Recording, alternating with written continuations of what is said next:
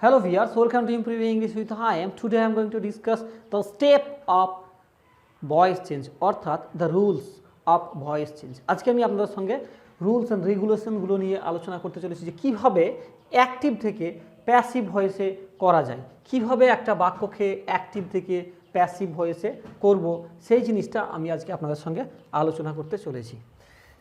প্রথমত আগে আমি একটা সেন্টেন্স লিখব। সেন্টেন্সটা হলো যে he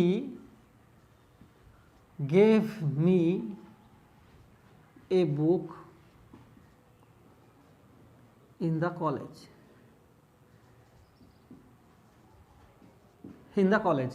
সে আমাকে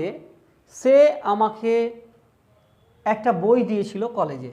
সে আমাকে একটা বই দিয়েছিল কলেজে।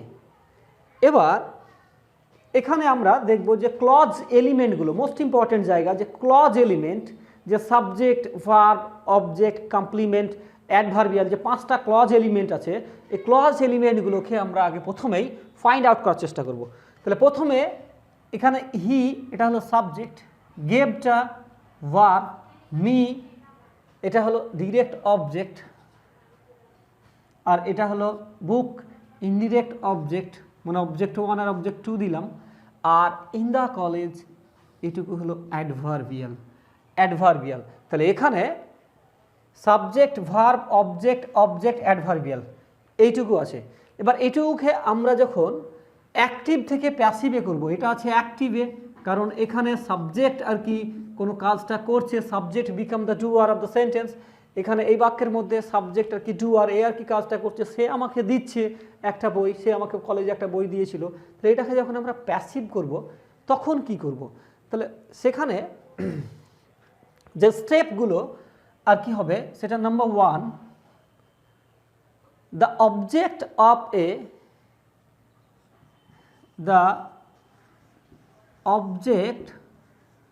অফ অ্যাক্টিভ ভয়েস এভি আমি এভাবে লিখলাম। The object of active voice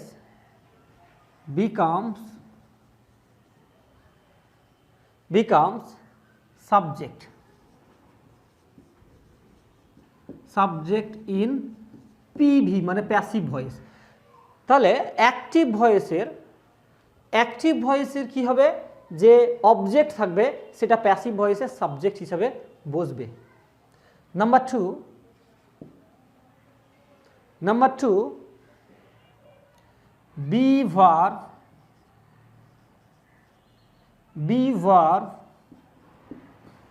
is used, তারপরে be verb ব্যবহার করা হয় বা be verb ব্যবহার করতে হবে। এখানে be verb কি? be verb হলো am, is, are, was, were, be, being আর বিন। এটা টেন্স অনুযায়ী পরিবর্তিত হতে যাবে। এইগুলো হলো বি ভার্ব। এগুলোর মধ্যে যেগুলো বসবে সেইগুলো টেন্স অনুযায়ী, মানে কোন টেন্সে কি হবে সেটা তখন নিয়ে আমরা আলোচনা করব। বেশ, তারপরে 3 নম্বরের রুলস হলো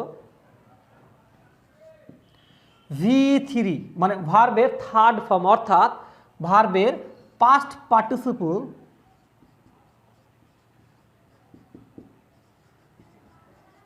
পার্টিসিপল ফর্মটা বসবে। যেমন এখানে গিভ, তারপরে গিভ থেকে গেভ, আর গেভ থেকে আসে গিভেন।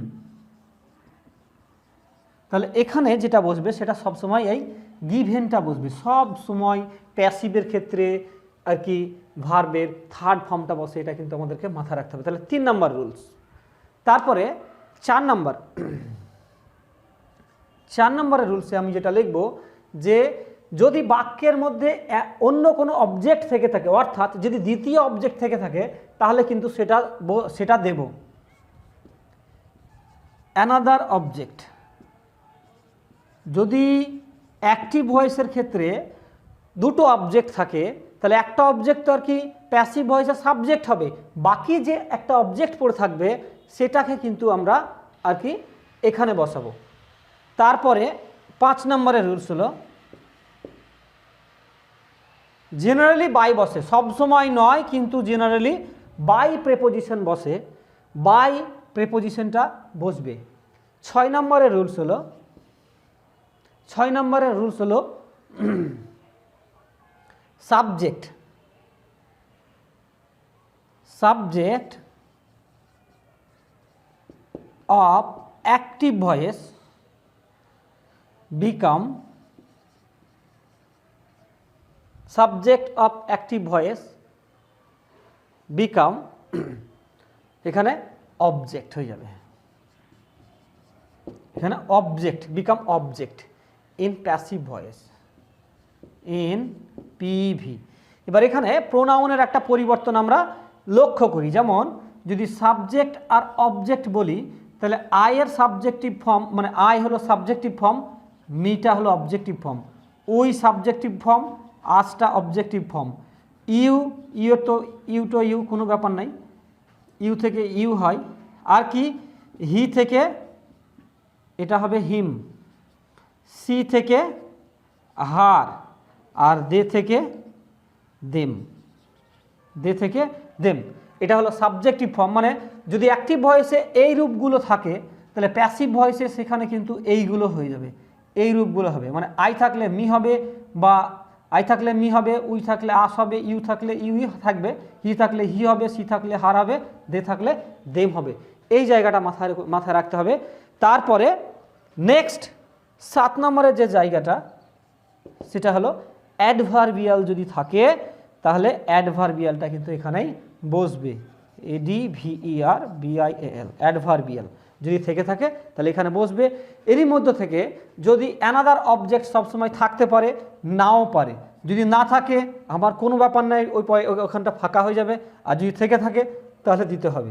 তারপরে অ্যাডভার্বিয়াল, অ্যাডভার্বিয়ালের জায়গাটা কম্পালসারি নয়, থাকলে ভালো, থাকলে দেব, না থাকলে দেব না। তাহলে আমি এখানে যদি আমি করি তাহলে কী কী পেলাম, 1 2 3 4 5। এবার আমি বসাতে যাব, দেখি কি হবে। এ বুক, এটাকে ভয়েস চেঞ্জ করলে হবে এ বুক। আচ্ছা, টেন্স হলো পাস্ট ইনডেফিনাইট টেন্স, তার এখানে হবে ওয়াজ, এ বুক ওয়াজ। তারপরে ভার্বের third form give, gave, given, তাহলে এখানে হবে গিভেন। তারপরে কি,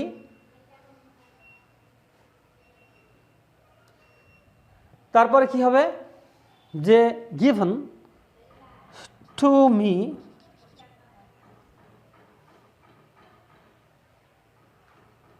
তারপরে কি হবে বাই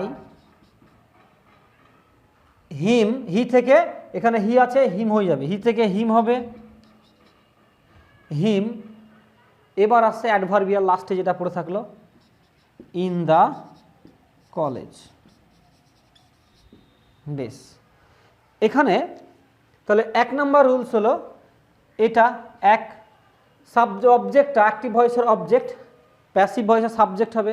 নাম্বার 2 বি ভার্ব বসবে, বি ভার্ব বসিয়ে দিয়েছি।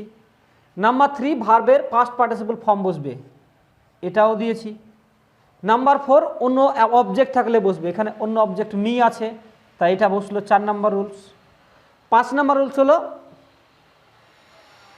4 নম্বর রুলস হলো 5 নম্বর রুল হলো বাই বসবে, বেশ এখানে আমি বাই দিয়েছি 5।